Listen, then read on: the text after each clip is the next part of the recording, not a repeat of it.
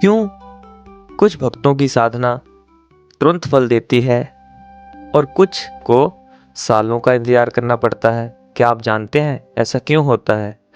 अगर आप सोचते हैं कि सिर्फ पूजा करने से सब मनोकामनाएं पूरी हो जाती है तो शायद आप अभी तक शिव महापुराण का असली रहस्य नहीं जानते। भक्त और भगवान का रिश्ता क्या सिर्फ इच्छा पूरी करने तक सीमित है या इसमें कोई गहरी शक्ति छुपी है? कभी सोचा है श्रवण और दर्शन का इतना महत्व क्यों बताया गया है? आइए आज की कथा में जानते हैं महादेव का अनंत रहस्य। महादेव की कृपा हम लोग कैसे प्राप्त करें? कमेंट में हर हर महादेव जरूर लिखें, चैनल को जरूर सब्सक्राइब करें। महाकाल के सच्चे वक्त।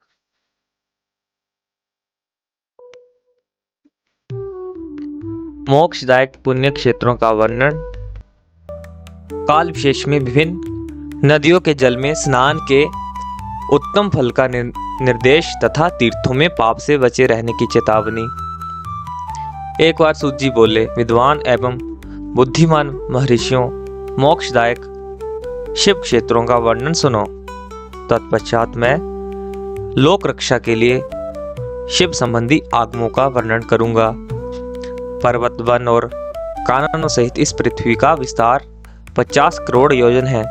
भगवान शिव की आज्ञा से पृथ्वी संपूर्ण जगत को धारण करके स्थित है। भगवान शिव ने भूतल पर विभिन्न स्थानों में वहां के निवासियों को कृपा पूर्वक मोक्ष देने के लिए शिव क्षेत्र का निर्माण किया है। कुछ क्षेत्र ऐसे हैं जिन्हें देवताओं तथा ऋषियों ने अपना वास स्थान बनाकर अनुग्रहित किया है, इसलिए उनमें तीर्थ तत्व प्रकट हो गया है। तथा अन्य बहुत से तीर्थ क्षेत्र ऐसे हैं जो लोगों की रक्षा के लिए स्वयं प्रादुर्भूत हुए हैं। तीर्थ और क्षेत्र में जाने पर मनुष्य को सदा स्नान, दान और जप आदि करना चाहिए, अन्यथा वह रोग, दरिद्रता तथा मुक्ता आदि दोषों का भी भागी होता है। जो मनुष्य इस भारतवर्ष के भीतर मृत्यु को प्राप्त होता है वह अन्य पुण्य के फल से ब्रह्मलोक में वास करके पुण्य क्षय के पश्चात पुनः मनुष्य योनि में ही जन्म लेता है। पापी मनुष्य पाप करके दुर्गति में ही पड़ा रहता है। ब्राह्मणों, पुण्य क्षेत्र में पाप कर्म किया जाए तो वह और भी दृढ़ हो जाता है। अतः पुण्य क्षेत्र में निवास करते समय सूक्ष्म से सूक्ष्म अथवा थोड़ा सा भी पाप ना करे। सिंधु और सतलुज नदी के तट पर बहुत पुण्य क्षेत्र है। सरस्वती नदी परम पवित्र और 60 मुख वाली कही गई है, अर्थात उसकी 60 धाराएं हैं। विद्वान पुरुष सरस्वती के उन धाराओं के तट पर निवास करे तो वह क्रमशः ब्रह्मा पद को पा लेता है। हिमालय पर्वत से निकली हुई पुण्य सलीला गंगा 100 मुख वाली नदी है। उसके तट पर काशी, प्रयाग आदि अनेक पुण्य क्षेत्र है।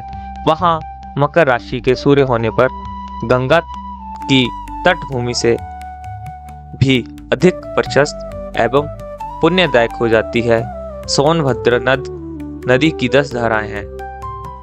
वह बृहस्पति के मकर राशि में आने पर अत्यंत पवित्र तथा अभीष्ट फल देने वाला हो जाता है। उस समय वहां स्नान और उपवास करने से विनायक पद की प्राप्ति होती है। पुण्य सलीला महान नदी नर्मदा के 24 मुख्य स्रोत है।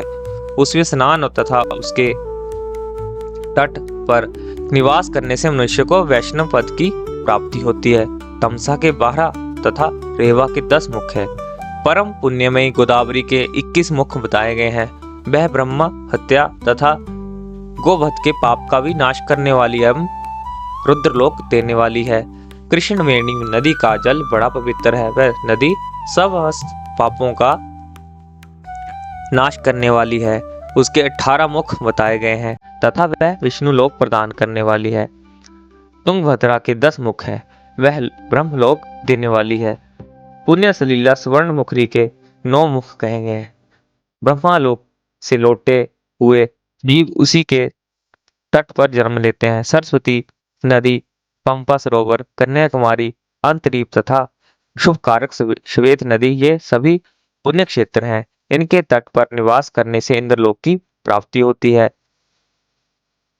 सह्या पर्वत से निकली हुई महानदी कावेरी परम पुण्यमयी है। उसके 27 मुख बताए गए हैं। वह संपूर्ण अभीष्ट वस्तुओं को देने वाली है। उसके तट स्वर्ग लोक की प्राप्ति कराने वाले तथा ब्रह्मा और विष्णु का पद देने वाले हैं। कावेरी के जो तट शैव क्षेत्र के अंतर्गत हैं, वे अभीष्ट फल देने के साथ ही शिवलोक प्रदान करने वाले भी हैं। नैमिषारण्य तथा बद्रिक आश्रम में सूर्य और बृहस्पति के मेष राशि में आने पर यदि स्नान करे तो उस समय वहां किए हुए स्नान पूजन आदि को ब्रह्मलोक की प्राप्ति कराने वाला जानना चाहिए। सिंह और कर्क राशि में सूर्य की संक्रांति होने पर सिंधु नदी में किया हुआ स्नान तथा केदार तीर्थ के जल का पान एवं स्नान ज्ञानदायक माना गया है।